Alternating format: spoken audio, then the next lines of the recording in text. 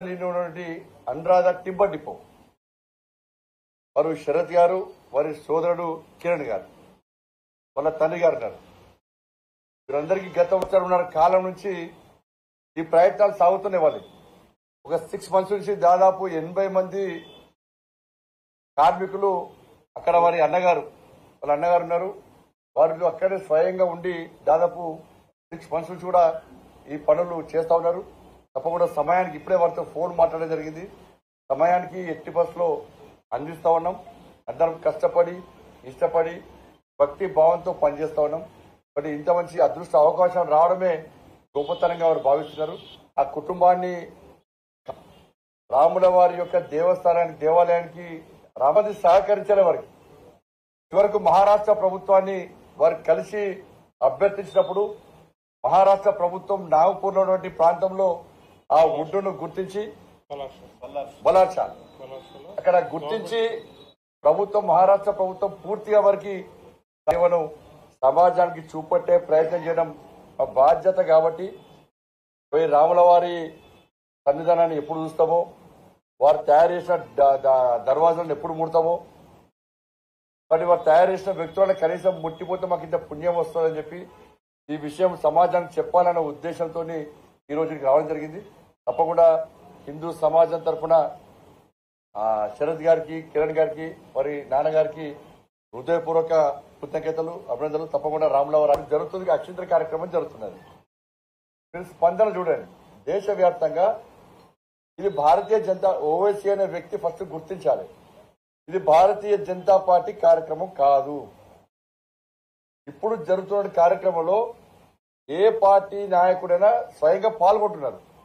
కాంగ్రెస్ వాళ్ళు పాల్గొంటున్నారు, బీఆర్ఎస్ వాళ్ళు పాల్గొంటున్నారు, దేవుడు నమ్మని కమ్యూనిస్టులు కూడా భక్తి భావం పెరిగి వాళ్ళు కూడా పాల్గొంటున్నారు. ఇవాళ అన్ని జరగాలని చెప్పి దేశమంతా సమాజం అంతా కోరుకుంటున్నది. అటువంటి వాతావరణం నిర్మాణమైంది. గౌరవ సుప్రీంకోర్టు జడ్జిమెంట్ ఇచ్చారు కూడా ఈ ఎంఐఎం పార్టీ లాంటి నాయకులు ఈ దేశంలో విధ్వంసం జరగాలని కోరుకున్నారు. కానీ దానికి భిన్నంగా ఈ దేశ ప్రజలందరూ కూడా ఐక్యతను ప్రదర్శించారు. ప్రశాంతమైన వాతావరణాన్ని ఏ విధంగా నిర్మిస్తామో ఆ రోజు చూపెట్టినారు. ఓవైసీ అనే మూర్ఖుడికి అసలు విషయం గుర్తించాలి. నువ్వు రెచ్చగొడితే రెచ్చిపోవడానికి ముస్లిం సమాజం కూడా మీ మాట వినరు, మిమ్మల్ని పట్టించుకోవాలన్న విషయాన్ని గుర్తుంచుకోవాలి. అయోధ్య సంబంధించి, ఉత్తరప్రదేశ్ సంబంధించి అనేక ముస్లిం సంస్థలు, ముస్లిం మత పెద్దలు కూడా వాళ్ళు స్వయంగా వచ్చి రామ మందిర నిర్మాణానికి సహకరిస్తున్న విషయాన్ని స్థాయికి వచ్చినట్టు ఒక్కసారి ఆలోచించాల్సిన అవసరం ఉంది.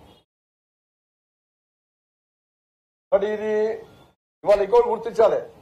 అయోధ్యలో ఈ రామ మందిర నిర్మాణం కోసం విరాళాల సేకరణ సందర్భంగా కూడా అనేక ప్రాంతాల్లో చాలా మంది అక్కడక్కడ ముస్లిం పెద్దలు కూడా స్వయంగా వచ్చి విరాళాలు అందించిన విషయాన్ని ఓవైసీ అనే వ్యక్తి గుర్తించుకోవాలి. వాళ్ళ అక్షింతల కార్యక్రమాన్ని చేపడుతుంటే అనేక మంది ఏమంటారు వారిని ముఖవల్లికలు అవి చూస్తుంటే సేమ్ బీఆర్ఎస్ పథకాలు తయారవుతారు. వాళ్ళు ఇప్పుడే అతి తక్కువ సమయంలో ప్రజలు కూడా వ్యతిరేకిస్తాను వాళ్ళ మీద. నేను ఈ భాషతోనే విపక్షాలు సూచన సలహాలు ఇచ్చినప్పుడు, వాళ్ళు విమర్శించినప్పుడు అదే స్థాయిలో పొలిటిగా ఎవరికి ఇప్పుడు మాట్లాడే వాళ్ళు అందరు ఉన్నారు కదా, మీరు పేర్లు చెప్పారు కదా, ఎవరి కోవటో అందరు తెలుసు ప్రజలకు. ఎవరి కోవటో ప్రజలందరూ తెలుసు. మీకు అదృష్టం ఉన్నది, అధికారంలోకి వచ్చారు. దేనికోసం కొట్లాడారు? నిరుద్యోగ సమస్య మీద కొట్లాడారా? రైతు రుణమాఫీ మీద కొట్లాడారా? ఇప్పుడు అధికారం వచ్చాక కాళేశ్వరం పోగొడుతుంది, మళ్ళీ రీడిజైన్ అంటారు. దాని మళ్ళీ స్టార్ట్ వెళ్ళి ఒకరిచ్చారంటే వాళ్ళు మార్చింది, వీళ్ళు మార్చారు, ఇప్పుడు వీళ్ళు మార్చుతారు. కాబట్టి దయచేసి మళ్ళా కాంగ్రెస్ పార్టీ నాయకులు విజ్ఞప్తి చేస్తున్నారు. మొన్ననే ప్రభుత్వం ఏర్పడ్డది. మీది ఏర్పడ్డ తర్వాత మీ మీద కోపం ఎవరికి లేదు, నాకైతే కోపం లేదు. ఎందుకంటే ఒక మూర్ఖతో పాలన పీడ విరగలేదు అనుకున్నాను. ఆ కుటుంబ రాజ్యం పీకింది అనుకో, పీడ విరగదు అనుకున్నా, కుటుంబ రాజ్యం పీకింది అనుకున్నా. ఇక కొన్ని వేరున్నాయి, బీఆర్ఎస్ కొన్ని వేరున్నాయి. వాటిని కూకటి వేలతో పెకిలించడానికి భారతీయ జనతా పార్టీ సిద్ధంగా ఉంది. కానీ మీరు మొన్ననే ప్రభుత్వం ఏర్పాటు చేసేవాడి మేము కూడా సమన్వయంతో ప్రశాంతంగా మేము సహకరించే ప్రయత్నం చేస్తామని చెప్పినాం. కేంద్రంలో భారతీయ జనతా పార్టీ ప్రభుత్వం ఉంది. మళ్ళా భారతీయ జనతా పార్టీ ప్రభుత్వం నరేంద్ర మోడీ గారి నేతృత్వంలో ఏర్పడబోతున్నది. కాబట్టి ఇచ్చి పుచ్చుకునే ధోరణి ప్రజల కోసం మళ్ళీ ఇచ్చి పుచ్చుకునే ధోరణి మళ్ళీ వేరే రకంగా పెట్టకూడదు. ఫిట్టింగ్ వల్ల తెలంగాణ అభివృద్ధికి సహకరించే ధోరణి రెండు పార్టీల మధ్య ఉండాలి. ఈ ప్రభుత్వం మధ్య ఆ ప్రభుత్వం మధ్య ఉండాలి. చాలా మంది మంత్రులు అసెంబ్లీ వేదికగా మాట్లాడారు. గతంలో బీఆర్ఎస్ పార్టీ చేసిన తప్పిదాలను వాళ్ళ యొక్క అహంకారాన్ని అసెంబ్లీ సాక్షిగా స్పష్టం చేశారు. మళ్ళీ మీరు అదే విధానాన్ని కొనసాగిస్తే మళ్ళీ గది పడుతుంది. ఎందుకంటే మేము నరేంద్ర మోడీ గారు క్లియర్ గా క్లారిటీ ఇచ్చింది మాకు. తెలంగాణ రాష్ట్ర అభివృద్ధికి ఏ పార్టీ ప్రభుత్వం ఏర్పడ్డా మనం సహకరిద్దాం. రాజకీయ పరంగా విమర్శ చేసుకున్నప్పుడు కూడా మనం సహకరిద్దాం. కష్టపడి తెలంగాణ రాష్ట్రాన్ని సాధించుకున్నారు. ఎన్నికలు అయిపోయినాయి. రాజకీయాలు వద్దిగా అభివృద్ధి నుంచి దృష్టి సారిద్దామని చెప్పారు మాకు. కానీ కాంగ్రెస్ పార్టీ ఆది నాయకత్వం వీళ్ళకి చెప్తలేనట్టున్నది. బట్ ఒకటి భయపడుకోవాలి. కాంగ్రెస్ పార్టీ కొంత బాధపడుతుంది పాపం. వాళ్ళ పార్టీ అధికారంలోకి వస్తుంటే కాంగ్రెస్ పార్టీ కొంత ఇప్పుడు కొంత బాధపడుతున్నారు.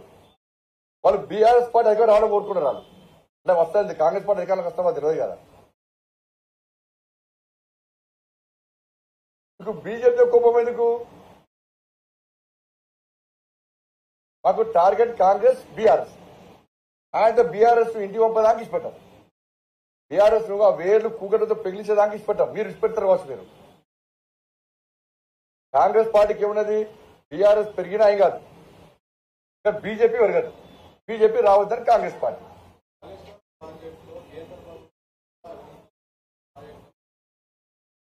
రాదు. అరే మళ్ళీ ప్రభుత్వం సిబిఐకి ఇవ్వని రాదు. ఎందుకు మరి సిబిఐకి ఇవ్వచ్చు కదా, సిబిఐకి ఇవ్వచ్చు కదా. మరి వాళ్ళదే కదా, ఇప్పుడు ప్రభుత్వం వాళ్ళదే. మరి ఇప్పుడు విచారణ చేసి కేంద్రం తింది, రాష్ట్రం తింది, పాకిస్తాన్ తింది, బంగ్లాదేశ్ బయట పెట్టచ్చు కదా. ఏంటన్నది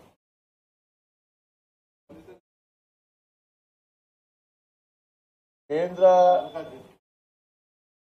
నేను పార్టీ కోసం కష్టపడి పనిచేసే కార్యకర్త. నేను ఈడ పోటీ చేస్తా, ఆడ పోటీ చేస్తా అని చెప్పేటువంటి కార్యకర్త కాదు. నేను నాయకుడు కార్యకర్త. నేను పార్టీ అధిష్టానం ఏ ప్రాంతంలో పోటీ చేయమంటే ఆ ప్రాంతంలో పోటీ చేసేటువంటి కార్యకర్తలు. పార్టీ అధిష్టానం నువ్వు పోటీ చేయదు, వాళ్ళన్న పోలింగ్ బూత్ లో మాత్రమే పనిచేయాలంటే పోలింగ్ బూత్ కూడా పనిచేయడానికి సిద్ధపడ్డ కార్యకర్త బండి సంజయ్. నాలంటే అనేక మంది ప్రతి భారతీయ జనతా పార్టీ కార్యకర్త కూడా కమిట్మెంట్ తో పనిచేసే ప్రతి కార్యకర్త కూడా పార్టీ ఆదేశాలను